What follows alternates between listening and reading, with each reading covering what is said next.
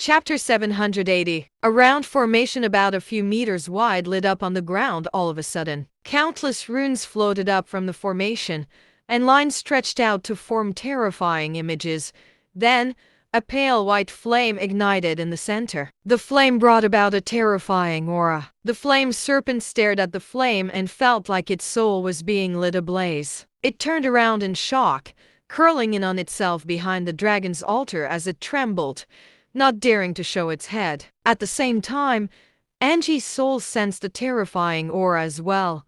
She let out a cry of terror, losing all hope. Wilbur waved a hand, and Angie's soul drifted toward the formation. Just as it touched the pale flame, a high-pitched wail of agony rang through the air. The red ball of light that was Angie's soul turned in the flames as she wailed as if she had been thrown into a pot of boiling oil. Wilbur smirked coldly.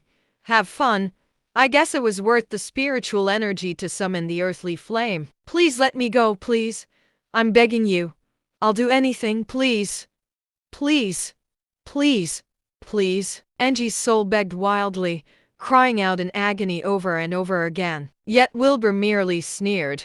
"You should have known this was coming from the day you kidnapped Faye.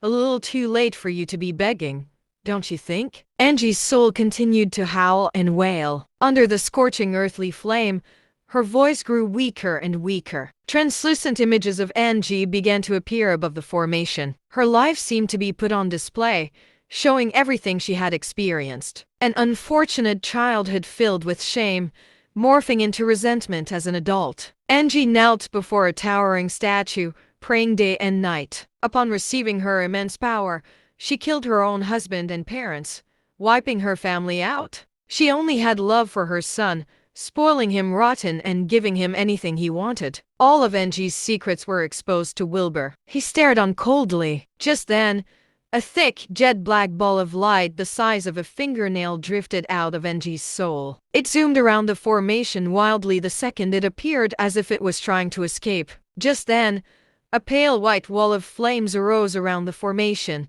surrounding the entire demiplane. Runes covered the walls, shooting out jets of fire at the black light ball. Wilbur smirked coldly. "I was waiting for you. I'd like to know where you obtained these powers from." 3 days later, Wilbur appeared in his bedroom. His body was surrounded by a thick cloud of black fog and a freezing chill. The next second, the door of his room was kicked open. Eileen barged into the room wearing an anxious expression, holding her jagged swords. She saw Wilbur, then the black fog around him. Eileen heaved a sigh of relief, relaxing visibly as she put the swords away. "I thought that old hag came back to life. Sorry. I haven't quite gotten the hang of controlling this energy yet." Runes flashed on Wilbur's body as he spoke, and the black fog was slowly being absorbed back into his body. Eileen frowned. "How did you get her powers?" "That's a secret," Wilbur said. Eileen chuckled. She stared at Wilbur, her gaze flashing with something unreadable. Just then, the door of the bedroom was opened. Faye stuck her head out, peering at the living room anxiously.